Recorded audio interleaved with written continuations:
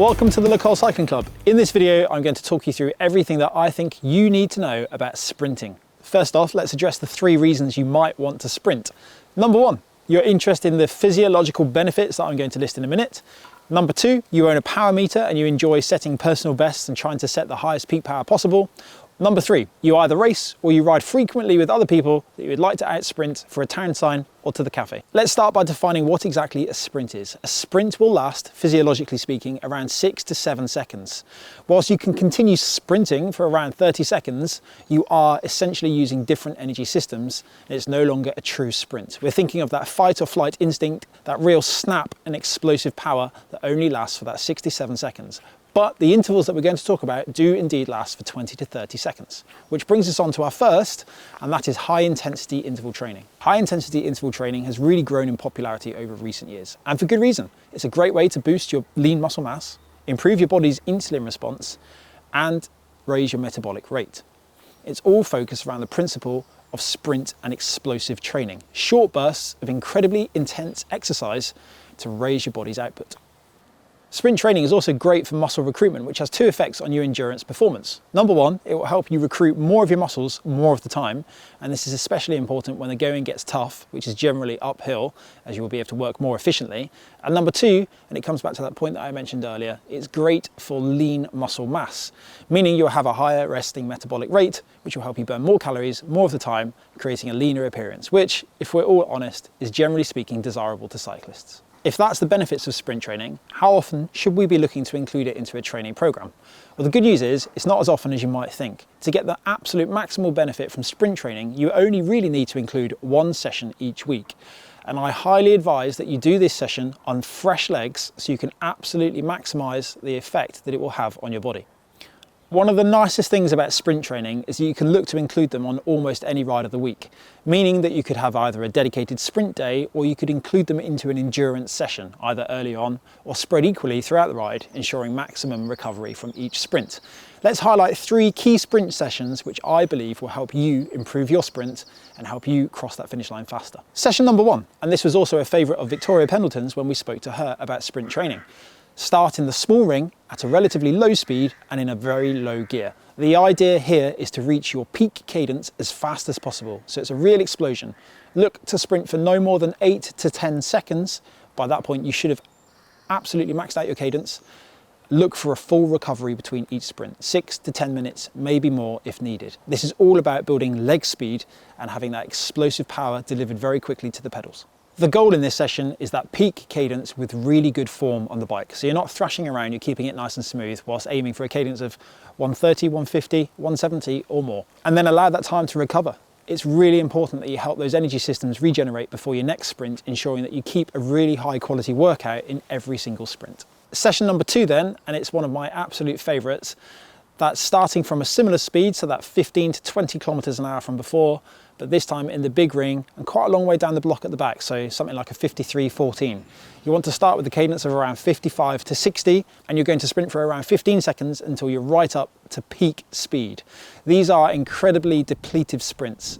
They're really drawn out, and you go from that real contrast of slow, really wrenching on the pedals, using your whole body to tie yourself to the bike really neatly, really good form, right up to peak speed. These will be really fast, really exhaustive sprints. You want to allow a good 10, 12, 15 minutes between each one of these to ensure that you keep that really high quality from the very first pedal stroke right through to the end. And you really want to focus on maintaining that good form and posture on the bike. Session number 3, and this is kind of out of the realms of sprint training and more towards anaerobic. And in the past, I would have been prescribed these for anaerobic training specifically. These are 30-second sprints. You want to make sure you're optimally geared all the way from second number 1 right through to second 30. Stay standing. That's really important for this, and it's going to be a real challenge as you start to notice every part of your body is trying to fail on you in those latter seconds. In this session, you're going to want to really lower the amount of reps that you're trying to achieve. 4 to 6 is going to be enough. If you think you can manage more, chances are you haven't gone quite hard enough. It's an absolute explosion from second number 1 and a max effort right through to the end. So you're going to want to make sure you have a really nice stretch of open road ahead of you, and ideally perhaps a slight incline as well. There's a really good progression to this session, which is particularly beneficial if you race and you want to be able to deploy a really good race-winning sprint at the end of an event. And that is to reduce the recovery. Bring the recovery down from that 15 to 20 minutes so you're no longer having a total recovery and just recover for around 2.5 to 3 minutes. It's a completely different workout. The focus will be very different. It'll be much more of an anaerobic session rather than focusing on that sprint and explosive power. The quality really will disappear, but do that a couple of times in the 3 weeks leading up to a goal event and you'll really notice the benefits. When it comes to safe and successful sprint training, I take a slightly different approach to every other session that I do, and that's to make sure there is absolutely zero traffic around when it comes to actually sprinting. So making sure there's nothing about to overtake you is a really good place to start, and then making sure there's nothing ahead of you either. You really need a good, safe, clear and visible stretch of road for sprint training. Because of this, I often revisit the same stretch of road every single time I have sprint training, because I know and I can guarantee that it's going to be as safe as possible. And then to make sure you're really getting the most out of these explosive sessions, you really want to pay attention to how you're riding in between the sprint efforts. That's making sure you're riding at a really nice low intensity, high zone 1, low zone 2, in a nice low gear, just turning the pedals gently, especially important if you live somewhere where it's hilly. You want to make sure that you're giving your body the opportunity to recover as effectively as possible so you can get the most out of the sprints on this session.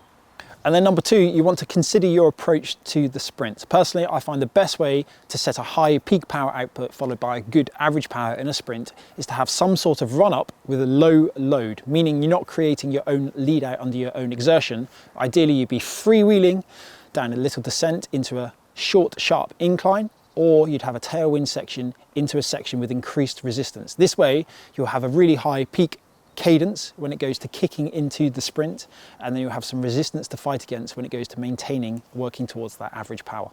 Tip number 3 when it comes to sprint training is that it's really beneficial to keep your body wrapped up warm. This is partly because when you're riding gently, the chance of cooling off is a little bit higher, but most importantly, warm muscles damage less easily, helping prevent you from incurring any sort of injury. Your sprint posture and the goal of your sprint falls into 2 very separate categories, I feel. Number 1 is the high-powered vanity sprint, where all you're really worried about is the power that you're producing. And then number 2 is the race-winning sprint, where actually form takes precedent over anything else, because aerodynamics really matter more than anything, even when it comes to sprinting. You can easily throw away around 250 to 300 watts plus just by having poor sprint posture. It's really worth working on a very aerodynamic and compact sprint position if you're trying to win races, and if you're trying to set peak power numbers, then you really want to focus on strength and connecting your upper body to the bicycle. For more tips on sprint posture, you should check out the video that we did with Victoria Pendleton in Mallorca last year. Some really important pre-sprint checks that you need to make just to make sure you're as secure and safe on the bike as possible. Number 1, make sure your shoes are as tight as possible. This isn't as much to do with safety as it is to do with power transfer. The tighter your shoes, the less energy that is going to be wasted. Some pedals have a tension adjustment mechanism, and this is something that you can consider tightening as well.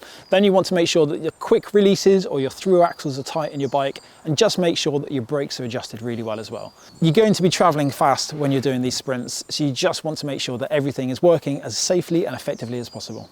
We have a video on pre-ride checks. It's worth checking that one out as well. I really hope that you found these sprint tips useful and you can put them to good use next time you're racing for the cafe, the end of a bike race, or you're trying to set a power PB. And I hope that you enjoy those 3.5 training sessions as well. One final benefit of sprint training, apparently, is anti-aging, and this is because of the hormones released. Thank you very much for watching. Look forward to seeing you in another video again soon.